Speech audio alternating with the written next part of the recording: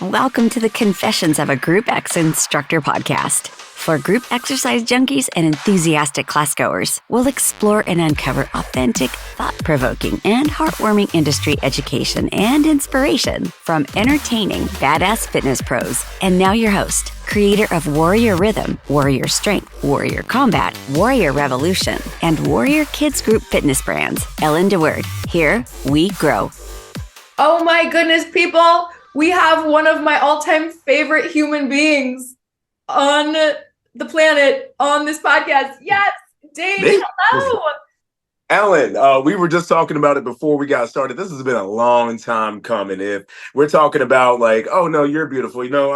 You are in that echelon of people that I admire, that my news feed on my Instagram story is not complete until I see something from Ellen. So this is such a pleasure. That is a huge compliment to me. Okay, the truth is, when I first saw you, well, I don't know, maybe I'd seen you and kind of knew who you were prior to this, but it was like Ursa 2 years ago, and Diva knew, you were friends with Diva.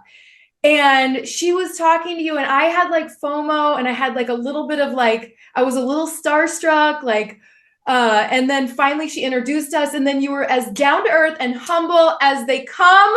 And, since then you and I have become like good friends. Yeah, like I think that a lot of people don't recognize like when you're in like those industry conferences and that we had probably been in the same building years or months prior before ever actually meeting, but it just took that one introduction to like, damn, like you get it. Look at what you're doing. How can I support you? Hey, here's what I have going on. And that's how this ecosystem of our industry really works. And you're facilitating that.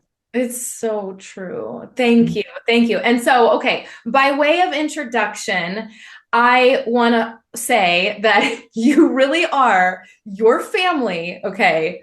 Jessica and Reese, the baby, like your family is the best looking family that exists in the world. You are like goals. You are people's goals. So, really, I'm only half responsible. But like, it's so cool. So to the audience, it's so cool because Dane literally brings his family to these conferences. So his beautiful wife and their stunning baby are always there. And I just love it. So definitely a family guy. So yeah, you and the Warrior crew and like Diva, like you guys are like basically like cousins at this point, as much as you've seen Reese from like infancy now into like toddlerhood. Yes. But it's just so important for me to bring family along. Like this is my fitness family and I have my own family, and we know that presenting and being on the road in fitness is not common. It's something that, yeah, it does have a little wear and tear on the body and the soul sometimes, but we're doing something that is as outliers. And if I can have the opportunity to bring my family along in what we're doing and have them be a part of my extended family, like you all and the Warrior crew, then that just is such a return on time and energy, Yeah, it really is. Okay, so we're going to be talking to you. Well, Dane is going to be talking to you about the Hollywood Playbook approach and how you can make your classes binge worthy. But pause, before we dive into the goods that Dane is going to bring us with his valuable time, I wanted to just read his bio because it'll kind of blow your mind if you happen to not be following Dane. Let me just tell you that he's a big deal. He's a big deal. So as seen on the Today Show, television fitness professional Dane Robinson is a certified personal trainer and performance enhancement specialist through the National Academy of Sports Medicine. He's held almost every job in the fitness industry, from mopping floors, been there, at Bally, been there too. That was true. To personal and group training in boutique studios, all the way to regional department management with Onelife Fitness Atlanta.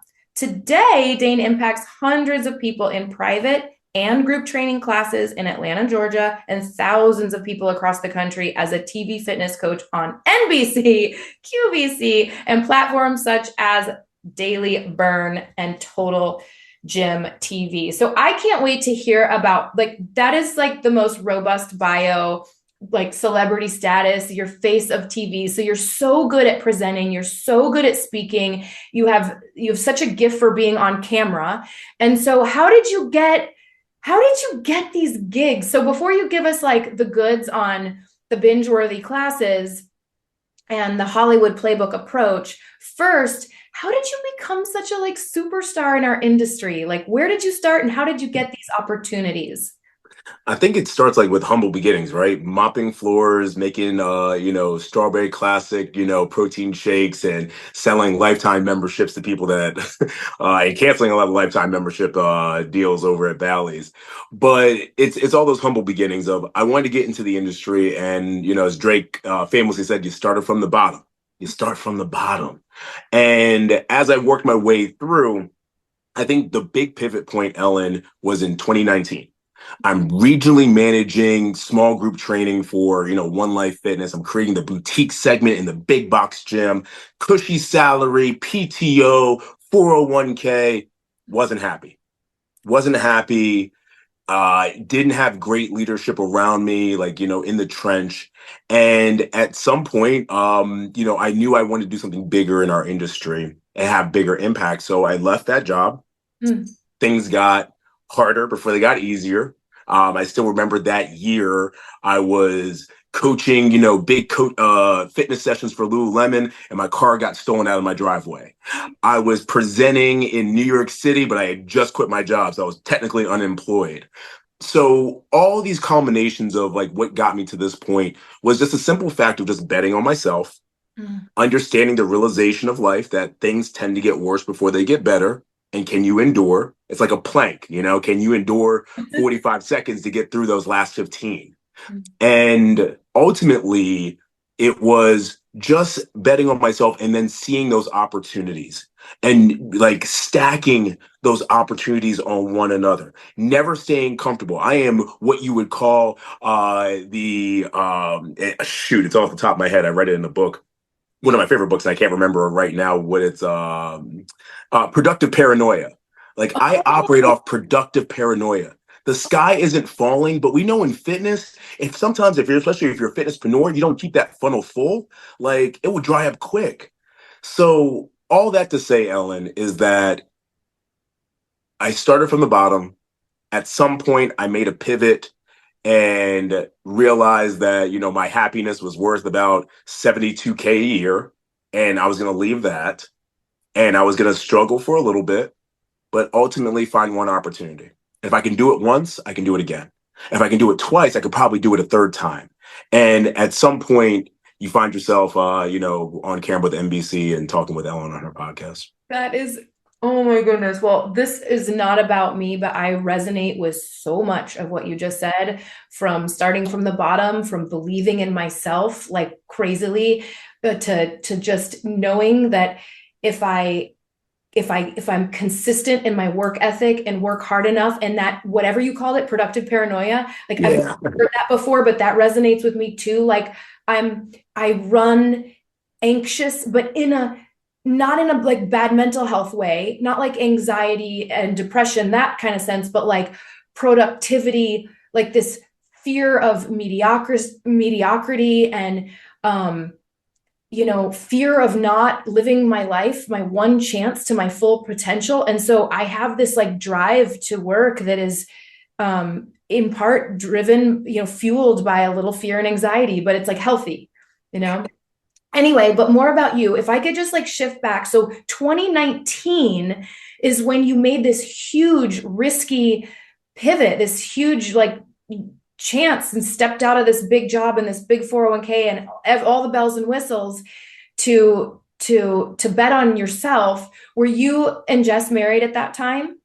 We were married, and she was supporting me as far as like, I can tell you're not happy. I can tell this isn't the direction you want to go. So we were married, but we still had a mortgage to pay, right? So I took a studio manager job at, a studio in Buckhead, Georgia, and just kind of relied on like, okay, like the plays I know, I'm just going to do it in a smaller segment.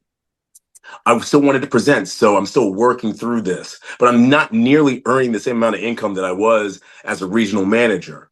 It got so bad.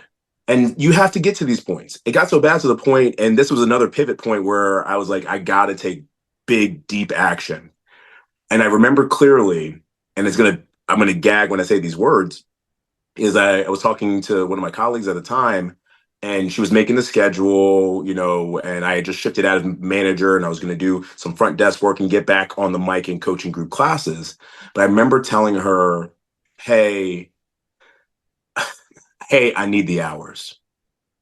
And even saying it still is, it makes me want to throw up. But when I uttered that and I sat in the car that evening, I did make a promise to myself is that I will never put myself in a position to have to tell somebody those words, I need the hours. And here we are.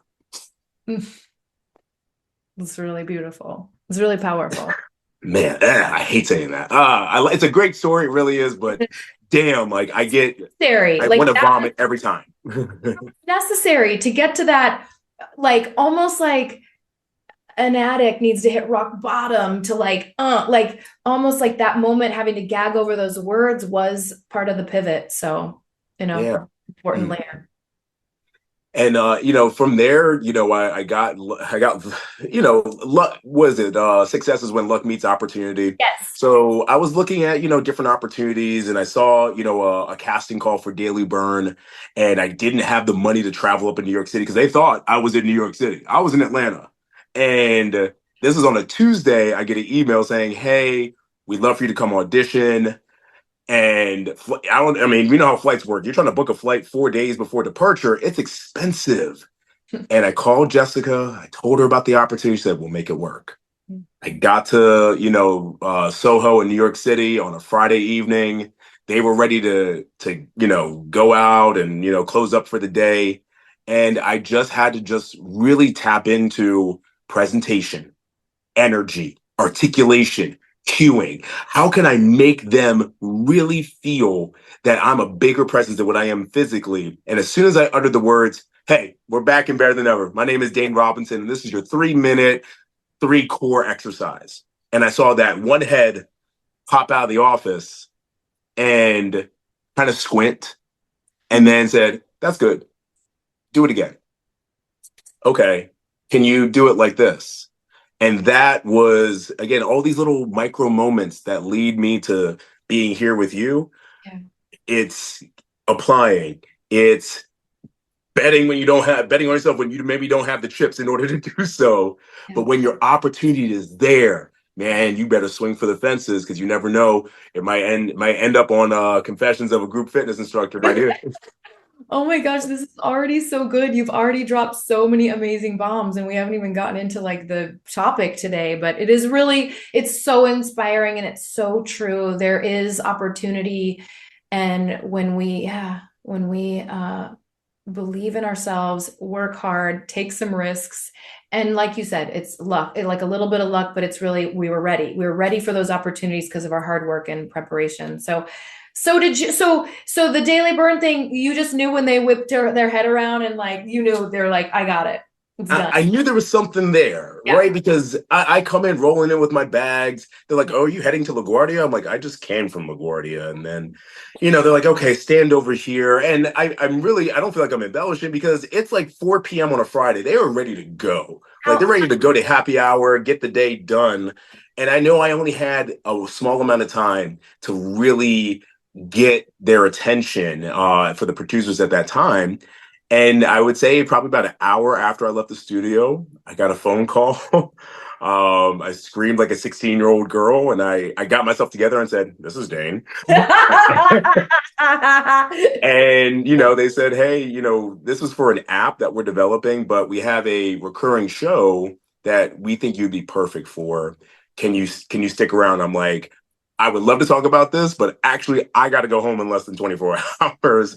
And, I was a feature on their flagship show called Daily Burn 365.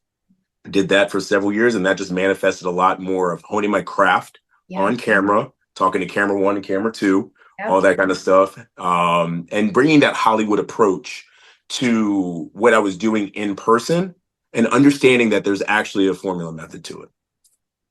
Right. So like without that, you wouldn't be doing this NBC thing today, right? Like I don't believe so, but for your listeners and your viewers is that you don't necessarily have to be coaching in the biggest studio or be with a platform like Daily Burn. It's nice and I'm supposed it helps, but ultimately like how we're doing right now, it's like if you want to get better at presenting and coaching on camera, then present and coach on camera. Mhm. Like, even if Dane, that's not, my thing, there are so many elements to looking at, like in my case, a green dot right here on my Exactly. phone. Same. Yes. Yes. And bringing it into real life, if you're like, I would never coach on camera a day in my life, what you do in person is actually probably harder than coaching in a camera.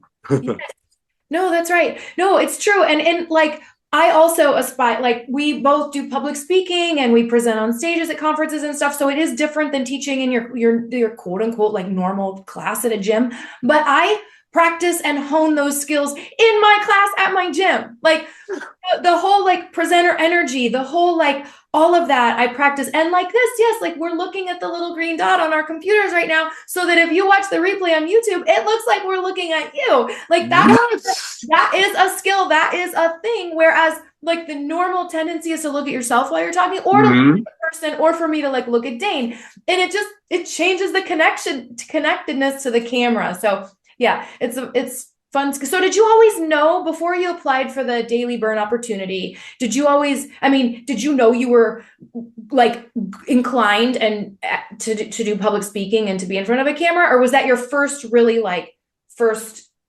time doing it? My background also in athletics, collegiate and professional. I'm a graduate of the University of Buffalo. I was a scholarship football athlete there.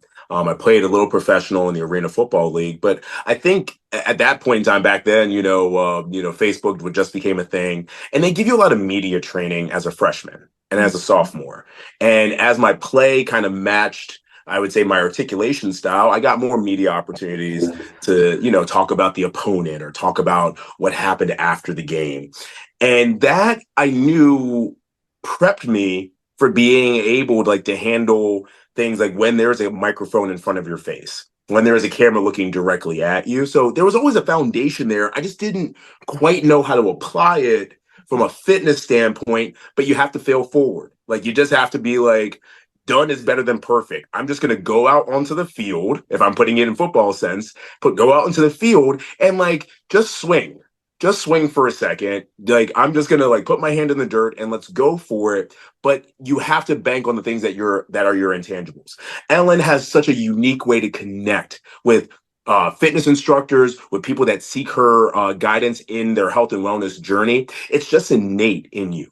And just like any of your viewers or listeners, there's something innate in them, in you, that you just know, you don't have to turn anything on. It's just who you are. And that's what you have to kind of double down on when you're in those pressure cooker situations. So good. Okay, well, I just could keep asking you so many questions about all of that already, but let's go ahead and dive in. So when I asked you maybe what was on your heart and what you felt like sharing with my audience, this is what you wanted to share. This playbook to make classes binge worthy. So just take us there. What does that mean and how do we do it? Yeah. Well, we start with the term binge worthy. We know there's some show out there on Netflix, Hulu, Peacock, your streaming platform of choice that you have binge watched. Ellen, do you want to watch a 10-hour movie? Absolutely not. Do you want to watch 10 1-hour episodes back to back to back to back to back? Absolutely. Sign me up.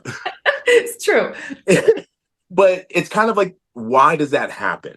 And then we think about in our realm of group fitness, and I'll say it with a lot of love, but a lot of conviction, is that if you're listening to this and you do not see what you do as a group fitness instructor in your class as a form of entertainment and theater, then I'm not trying to dismiss a listener, but you might need to reevaluate, what exactly is happening in that room and on that mic. What we do on the mic in a group fitness session is a form of theater. It's production, or else you would just have an empty box with some weights, no music, no lighting, no mirrors, come in, work out, go home. And we know that's not what we do. But when I was looking at, when it's easy enough to understand why you don't succeed at something. So two ends of the spectrum. When I would look at it and I would teach classes when I was trying to figure out my way of two people, And then also like looking at classes where like I'm teaching at some point 28 people at one time. What's the difference? Why am I successful here? And how can I build myself up in other realms? And as I got more coaching opportunities on camera, I wanted to dive deeper into the psychology of it, always get better. Yeah. Why is something binge worthy? What is the psychology in the playbook? So I started reading and researching that Hollywood just kind of follows the same framework of how you tell stories on TV, how you tell stories in movies. And that's what creates something that's binge worthy, something that's on the air for 20 plus years, or so. That's a Hollywood blockbuster. And I started to apply it into my group fitness sessions. And I was like, holy shit, like I'll be damned. There is actually something to what Hollywood does and what we do in the group fitness room. Wow. I can't wait to hear, because I don't know what it is. Like, I don't know the science behind the way Hollywood structures, the characters and the suspense and all of that. So I wonder what it is, and if I'm doing it like intrinsically, just naturally, subconsciously, if I'm doing that in my classes, or if I need to like glom onto something and step it up. So Dane, come on, make me better. Let's go. Okay, let's run the bases on this. So, but I'll start you off with a quick pop quiz. Let's play a little game called Guess That Show. Are you ready? Oh gosh, I'm gonna be terrible. Yes. No. You'll do fine. Okay. Can I Google it? No, absolutely not. Integrity. That's photo of the dog, by the way. Thank you. Okay, Guess That Show. A hospital in Seattle, Washington, where cataclysmic bad things happen all the time and the doctors are in love with each other all the time. Oh, Grey's Anatomy. Ding, ding, ding. Correct. Let's do another one. Okay. Guess That Show. A wacky family in the New England area that with an evil toddler and a talking dog get into crazy shenanigans within the town of Quahog. I don't know. I'll give you it's on Fox, animated series. I don't know. Okay, so for all your listeners in there, it's like this, they're like all a game screaming show right now. They're all like, Ellen, come on. What is it? Family Guy. Oh, well, I've not ever seen it. So okay, no shade there. Last one. Okay. Guess the show. A instructor sits on a bike and broadcasts their workout to millions of other people on a bike based in New York City. Peloton. There you go. All right, 2 for 3. That's better than some batting averages in Major League Baseball. Thank you. But the first base in this, Ellen, is that let's go back to Grey's Anatomy. Has that plot changed and what's now going on 20 plus seasons? Like hospital in Seattle, Washington, bad shit happens all the time. The doctors are always in love with each other. You're right. It doesn't change. Maybe there's character development. Right. Maybe there's insertion of new characters, but the plot is all the same. Let's take it to like Peloton, which is a show. It's a show. There's cameras, there's a script. In that realm, we don't create workouts, we create episodes. So even there, it's a bike, it's music, it's going to be sprints or intervals or whatever. And then you unclip and you go about your day. The show doesn't change. So in that first base of what this Hollywood playbook is understanding that there doesn't have to be really evolution. There just has to be consistency. There has to be consistency with the plot. I was doing this presentation for an organization where their studio is dressed out in orange, if you can catch my drift. And I was doing it at their national conference, and I was positively refuted on this. And they're like, no. Like, it changes all the time. Last time I checked, there's treadmills, right? Yep. There's rowers. There's some sort of strength training that goes on every session. Well, we don't have rowers all the time. Treadmills, rowers, some sort of strength work happening in the room. The show is all the same, but the episodes vary. So that's first base. So far, so good? Far so good. First base. All right. Second base on this is that if we know that the plot doesn't need to change in this show of our group fitness session, the second base of this is not getting out of our comfort zone, but like actually getting in our comfort zone. Ooh. And it turns into this is that, Ellen, you probably understand your personality really well. A lot of your viewers and listeners understand their personality. The difference of what I learned at Daily Burn and NBC is that you need to understand your persona. A personality and a persona are two different things. Oh. Typically, there are four personas. There can be 100, but typically there's four personas I always run into. There's the energizer, like you just come into a room and just full of energy. Doesn't mean like you're loud and obnoxious, but like you know how to like really read the room of energy and like come in a couple octaves above that and elevate the energy in there. Okay. You have the best friend. The best friend is like so damn relatable. It's like somebody you follow on Instagram and you've never met them, but you kind of know, you feel like you know them. Yes. You have the drill sergeant, not like a boot camp instructor, but like very no fluff. Like, here's what we're here to do. Here's how we're going to get it done.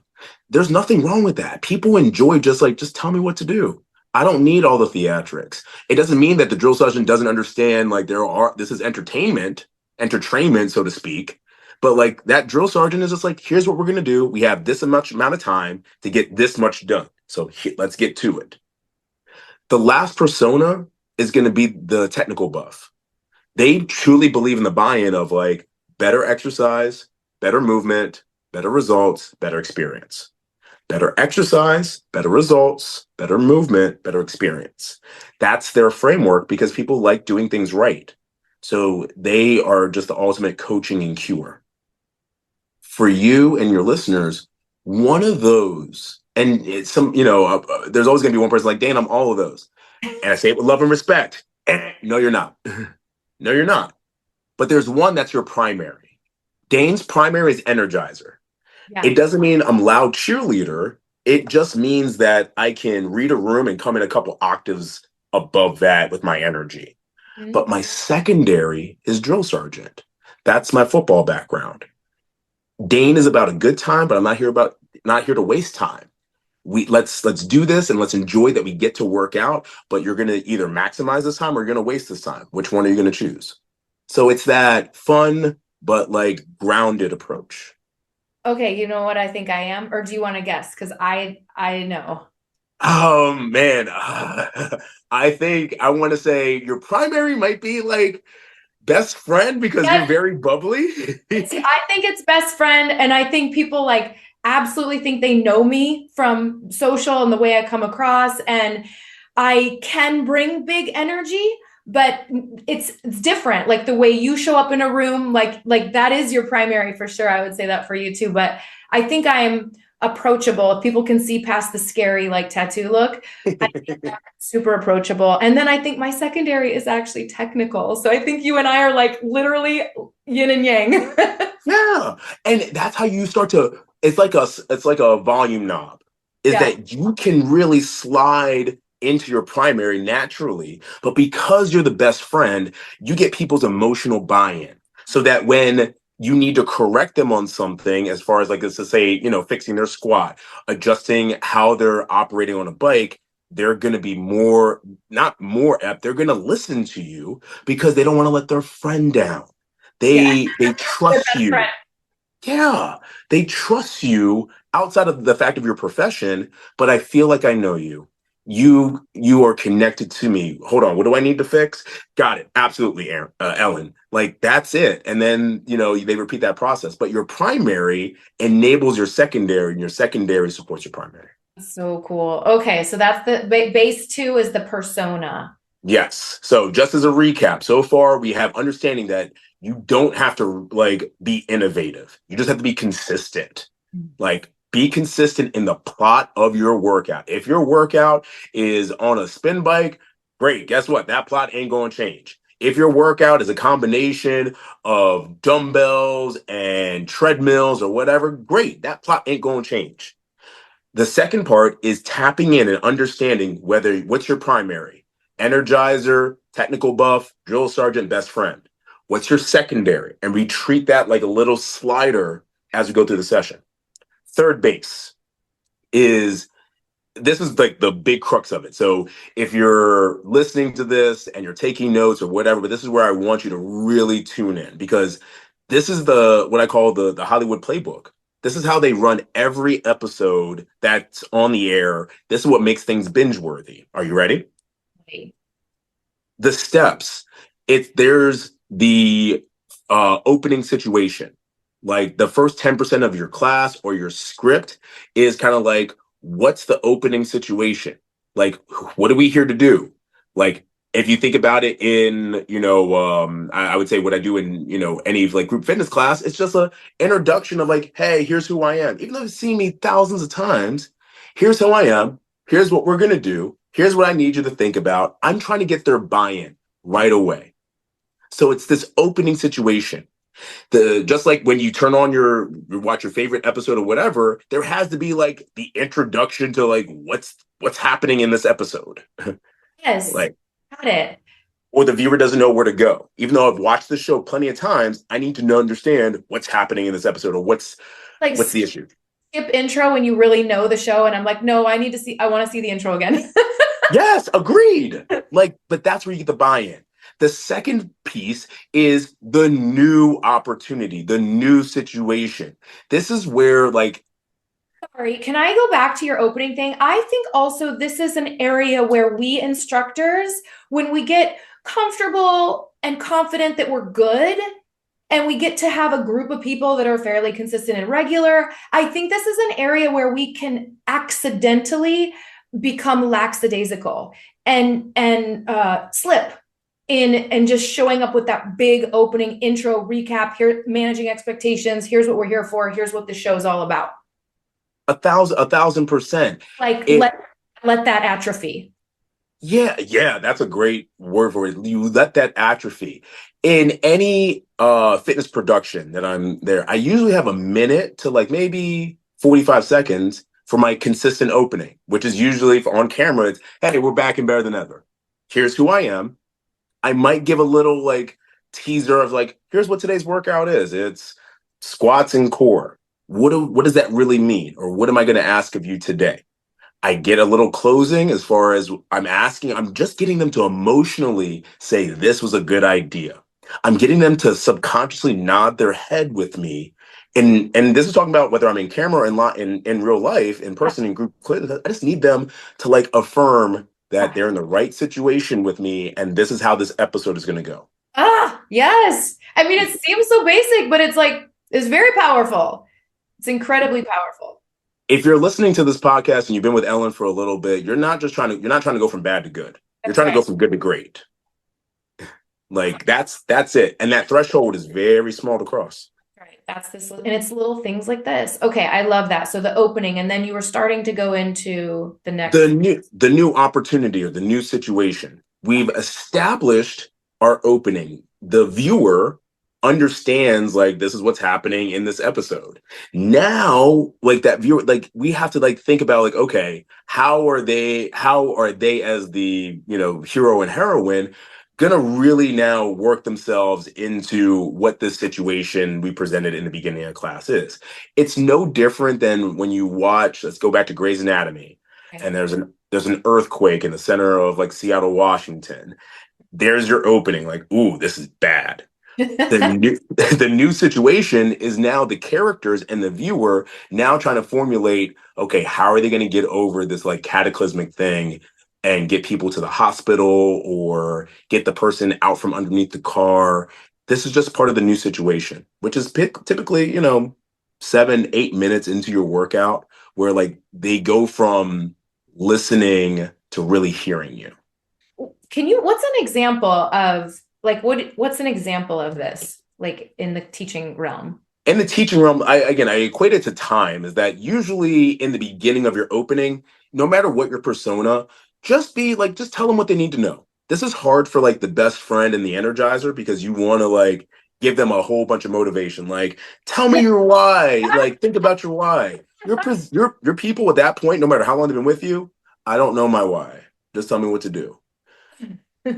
They don't need to hear a bunch. They just need to hear what's happening and here's how I need to do it. So as we get through the warm up, 7 to 8 minutes biochemically, that's where the mind and the body start to have the conversation of like, hey, body, we're doing fitness. Hey, mind, you might want to pay attention to what Ellen's saying. So Ellen kind of goes from kind of sounding like this to very clear. You go from mono or from like stereo to HD. So that's really what happens in Okay. that new situation, which is usually now like after the warm up, let's get into it. Okay. It's getting real. Yes, exactly. Next piece of this is going to be what I call like the point of no return. You know, at some point, it's the midpoint of your story. It's the midpoint of class. This is where all agreements have really been made. And like, if I say this is a legs and core class, it's fully understood. This is a legs and core class. When I talk about like how this is going to now carry through the rest of this workout, they have to now start to make sense in their mind that it makes no sense not to finish what I started. Think about the TV show that you watch. If it's an hour show and you're past 30 minutes, at some point, unless there's like an emergency or whatever, and you have to like really depart from like watching whatever you're watching, you've already made the commitment that you got to see this thing through. You got to see how this thing ends because you're too far into the show. You're too far into the movie. So it makes no logical sense not to see how this thing ends. You're hooked. It's like the hook. Like, It is. And we do it in a myriad of ways of like saying, you know, acknowledging like you've crossed that point of no return. This right. is what we're doing. They've made so many micro agreements with you, but that's where you want to acknowledge. We like hearing like in any destination, like, you know, we've begun our descent or like we're halfway there, whatever. Yeah. That's okay. That's excellent. Mhm. Last two parts. So we've talked about the opening situation, the new situation, the point of no return, the last two parts. And I get this from, you know, some coaches I've had, Barry and Shay Cotsby, who run Fitness Career Mastery and the Group X Conservatory. I highly encourage you guys to check them out. Is they really talk about flow state and collective effervescence. And I'm sure you're no stranger to this. But at some point, it's almost this out of body kind of experience for you as the coach. Cause like, think about like a basketball spinning on your finger. If you do it and you spin, at some point, the basketball just spins and it doesn't need any more momentum from you. That happens in a group fitness session. And it's hard, especially either on camera or like in a session because we're talkers. We have to coach, we have to cue, we have to educate, we have to motivate. But there has to come a point in time where just don't talk. Mhm. Just let it be. Like they're good. Like they're just, and it does, and that's, it's hard to master and it's hard to really create, but there's that flow state. And we know flow state, like when you're like, you're really like banging through your errands or you're like, you're in a workout and like you feel unstoppable and like you don't even hear the music in your ear anymore. Like you're just going. We all experience flow state, but it's up to us at this stage of the story to like, just let it be. Just let that basketball spin and like feel good that everything around you is good and you don't necessarily have to be on the mic. Mhm. It's like one of the most powerful things we can do is just close our mouths and stop cueing and stop talking. And it takes an insane amount of being comfortable in your skin, being confident and reading the room and trusting them, trusting that they know what they're doing. They've got it, whether it's choreography or a interval on a bike. Like it's drama. It's like drama and emotion, and we get in the way of it. We like get in the way of it as instructors, and uh, I love this part of like this part of teaching. It's something that I've been working on, that and also just like voice modulation, just making my voice and how often I use it, what octave it's at, how much it's fluctuating, how it's resonating or not with the song that's playing, all that stuff. But to just be quiet is one of the most powerful things we can do to evoke emotion and drama in our classes. You use the word drama, like even if you think about it, you don't notice it because you're watching it. But when a movie and a show really has you hooked, there is no background music. You just hear either the lines that are being said by the actors or like they're just going through whatever they're going through and there's no background music. It's just sound. Like you're so immersed in it. And I will say two things in my final point on like flow state or collective effervescence, as it's really known as, is that it doesn't mean you have to be a statue. We know verbal cueing is like one thing. I can with on the mic, but still give like nonverbal, Right. coaching and cueing, and maybe be more tactical or be more visual if I'm trying to get them to like roll their shoulders back or to like squeeze their shoulder blades, and I can just visually make eye contact with them and not utter a word. And the last thing I'll say to that is that remember, and I take this straight from QVC and especially from my time at Daily Burn, is that there's times where I don't speak on the mic and it feels like I need to in camera, but people can hear you smile. Ooh. Your viewer, your audience, your members in class, they can hear you smile. That's good. The last part is actually pretty easy, Ellen. It's the climax, it's the ending, it's the go home part of it. I've never really seen an instructor that's gone through like kind of like these stages and phases really muck this up. Even in a yoga session, it's like, well, there's not this big bang because you're usually ending in Shavasana. Like, I feel like that's actually harder than anything else because you have to get people to like really just be still and not fidget and everything. But there's a clear ending. If you see, and you talked about voice modulation, I've talked about a lot as we kind of like are stuck at third base on this, but like I really hope that your viewers and listeners understand and hear me clear when I say that you are the narrator, they are the hero and heroine. Ooh. You narrate, they are the hero and heroine of this fitness story that you're telling. That's all. So when it gets to the end, at any ending of a show, just like in your group fitness session, there has to be an ending. Everything must be all conflict resolution needs to be resolved. This is where we started. This is how we ended. Right. That's the ending point of it. Because you as a viewer on a TV show, unless it's like a cliffhanger and it carries on to the next episode, whatever. But like you want closure. You want to see how it turns out for the hero or the heroine. You want to see how the situation ends. That's what we do at the end of our group fitness session. And it's the easiest part. You're happy, it's almost done. They're happy, it's almost done. Everyone is like, not hooting and hollering, but everyone has this collective like, I did it. I taught another class. I did it. I worked out in another class.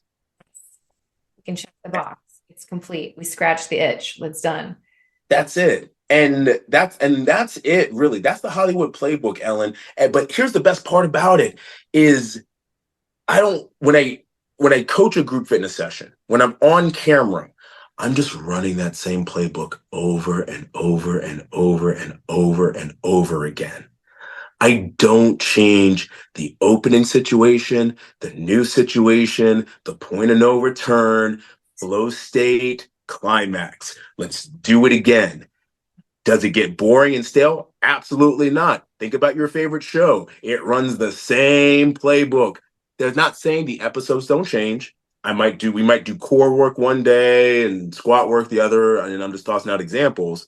I'm not saying episodes don't change, but the plot of your story does not change, and it makes it so much emotionally easier to not have to outperform yourself every class. It makes the people that come to your class addicted to this show.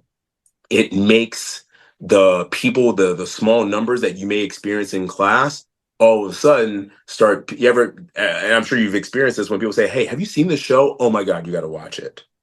Yes. And you'll put it on and you'll be like, oh, this is a good show. It's the same thing in group fitness. You get a couple people addicted to your show that are binging it. And now they're saying, hey, Ellen, like you really got to check out this show. It's awesome. Oh. And that's how you grow your class numbers. That's also how you sustain your class numbers and sustain your energy and your freaking mentality. Just running that play over and over and over again. Because Hollywood does it. And you can too. There's freedom in it. There's like freedom in knowing it's like it's turnkey, it's rinse, wash, repeat. It's not boring. No. And as an aside, like I love the whole they're the star, like they're the heroine of the story. And I think we can get that twisted too sometimes, you know, with our like little egos that pop up. I know I've been there. You know, like, whoa, I'm not the star of the show here. Right. Like, and what we do is very positively egotistical, and it is what it is. But if we can really root ourselves in that, we're just like maybe not a Morgan Freeman kind of voice, but like your cues, your energy, the things that you're saying on the bike, or when I've seen you on stage, Ellen, you were just narrating what the dialogue in their own head of the toughness that's needed. This doesn't feel right. What should I change? Are we almost done? Oh, we are almost done. Yeah, that did feel good. Yeah, that was challenging. They are just the heroes and heroines, and we can still feel that ego centricity that comes with the job by taking real big ownership that we're the narrators. Yeah, that's right. I love it. This is so good. Thank you so much for sharing these tips with us and recapping them all. Do you have any like calls to action? Like if someone's listening and this is just like you know, golden information, like what could be for some first steps? Like for me, I thought of like maybe identifying their persona, their primary and secondary. That would be a good call to action for them. And then just putting into practice these bases, the script, and maybe figuring out where they are weak and where they are strong, like in that whole, like, is being quiet like the hard part, like is have you become too lackadaisical about the opening? So like maybe identifying and diagnosing where you need to focus your attention, something like that. Yeah, I'll be honest, to really have a hold on this is that it doesn't, if you apply anything that you've heard me talk about, it doesn't happen overnight, and we should understand that. But in theory, not in theory, but in practicality, whether it be myself or other fitness professionals that I've coached through this, it's around, and I'm going to be honest, it's around like the 6 to 7 week mark where like if you've been applying this and you understand your primary and secondary persona, you understand the plot of your show, the plot of your fitness session, and are saying like what doesn't change, and you kind of run through this script and just kind of fail forward, know the things that feel good, the things that feel icky. As I heard one of a Peloton instructor talk about, like the shit shift. At some point, it stops feeling shitty, and that there's a shift where it's just like, well, I'll be damned. Like, I didn't change a damn thing about how I went through, you know, opening situation, new situation, so on and so forth. And they're like, best class ever. And then I did it again. And then I did it again. And actually, I got so good is that I can actually put flow state after my opening situation and actually get them into a flow state right away and really create the positive drama. Now you start playing around a little bit with this script, but it typically takes 6 to 7 weeks to feel like you really got a hold of this. But like you said, Ellen, you start off with, what's the consistent plot of my group fitness session? What's my primary and secondary persona? And just start with like the first three parts of this Hollywood playbook. Your opening situation, the new situation, about 7 to 8 minutes. Like now, like there has to be some sort of plan for the hero and heroine. And then like the point of no return. Has everyone made this collective agreement, like this is what this is, and it makes no literal sense not to finish this story at some point. So good. Oh my goodness. And I love that, like, ultimately, we get to be ourselves in doing all that. Yeah. Like your persona is you. Like it's, you know, Dane and I are very different. I mean, you know, we have a lot in common, but we are very different in our personalities and our approaches and our styles, and, you know, equally effective. And just, I'm just being me and he's just being him, following. You don't have, I'm not trying to change who anybody is. I'm just saying get in your comfort zone. Your persona is just an extension of you. You're just turning up that volume to about 10 or 11, and you because we know we're on stage, we're on a mic, like that's who we are. It's just identifying that and just doubling down on that. But if people, again, if any of your listeners really want to sink their teeth into more, they can go to coachdanerobinson.com/fitpro. And I have it all recorded. I recorded it professionally over at the ACSM Idea Health and Fitness Summit in Chicago a couple years back, where they'll get, this is a 2.5 hour workshop, but Oh, like we go deep. I give massive examples from me on camera to like some people over in the world of Peloton, all the way to me in my home gym back that way. And so anybody can see themselves in this playbook okay. of Hollywood. My gosh, yeah, we'll put the link in the show notes too. I want to do that. That's incredible. Thank you. So speaking of you and being on a mic and all these things, where are you going to be? Like, do we know where you're going to be? Where can people find you in, or do you know where you're going in 2025? Man, kind of, sort of, not kind of, sort of, not really. That productive paranoia. Are you going to be exactly? Are you going to be in Nashville in December? Yes, I Join will be. I don't know. Are we calling it music? It's Fit Pro Fusion, right? Fit Pro Fusion. Fit Pro Fusion in Nashville. Fitness. Yeah, December. It's like the first weekend in December. And yeah, we're gonna be there. Yeah. And so I was gonna say, when we were talking about the Warriors and you and how we always see each other and you're kind of like part of our family, you're like, you're like Uncle Dane. You're like part of the family. It's all family. So I know I'll be in Nashville in December. Hopefully I'll be in Denver at the I guess second annual ACSM Idea Health and Fitness Summit. But I'm always just finding different opportunities. Again, you can catch me on NBC towards the end of January going into February. You can go to dailyburn.com, and obviously I have programs and workouts there. And you can actually, even if you're just watching and putting my words with like, oh, there's the opening situation, there's a new situation. Oh, yeah. You can see how I actually put it together. Okay. Or just watch your favorite show and say like, oh shit, there it is. Oh, there that is. But ultimately, Ellen, they can just follow me on Instagram at Coach Dane Robinson. Follow him on Instagram for sure. And we'll put all those links in the show notes. And also, I wanted to say that I like to look at performers like Beyonce or whoever and think about like things that they're doing or saying that I can apply to me as a presenter or instructor, but I've actually not done it ever, like watching a show. So I'm excited for the homework that I'm giving myself from this episode. And as always, thank you for helping me level up and for being my friend. Ellen, it's easy because you're everyone's best friend. Clearly, that's your primary persona. Yeah, we're best friends, you know. But you make it easy. I can't stress enough the impact you have on so many people that you know and some people that you will never meet. But that's the growth of what happens in our industry, is looking outside of what we do in our little zip code and how we really are moving our industry forward. So congrats to you. And this was such a pleasure. Thank you. Thank you so much. And we will we'll see you on Instagram. We'll stalk you on Instagram. And thank you so much for these incredible tips and tricks to help us level up. Yeah. Oh, hold on. I owe you a confession, right? Yes. Oh my God. Yeah.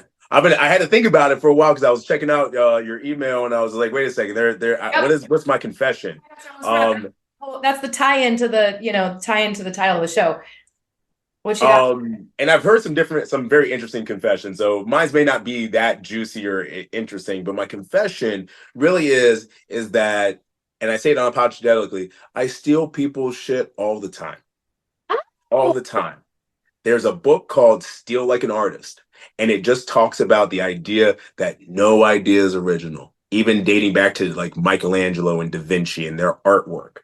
There's inspiration. We hear it in music all the time, especially I'm an elder millennial. So when I hear new music where I'm just like, that's just a sample of what I listened to in 1992, not knowing that was a sample of a song made in the 70s, not knowing that song was a sample made back in the 50s.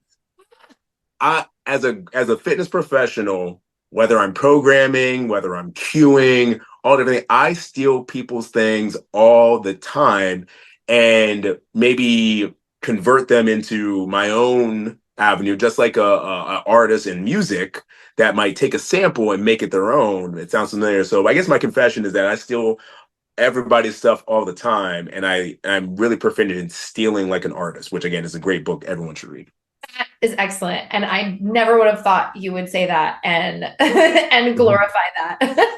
Yeah, like again, like you've heard a song and you're like, this is just a remake of a song that I've listened to, but then like your mind is blown when you're like, that song was actually a remake of another song. True. I do it too. Like I will find a move and be inspired by it, but then I will figure out a way to put my own spin on it so that it feels original. Yeah, all the time. And verbiage, like, language and cueing and all that. So steal like an artist. Okay, we're gonna steal we're stealing your playbook. We're stealing it all. Wait, please, like, gee, like again, like that, I don't know what the legalities are to it, but none of this is copyrighted, man. Like, this is not like, I mean, I guess it's IP, but case in point, Dane just stole this from Hollywood and applied it to the group fitness world. Exactly, perfect. All right, everybody. Thank you so much for tuning in, and Dane, thank you again for your time. Pleasure.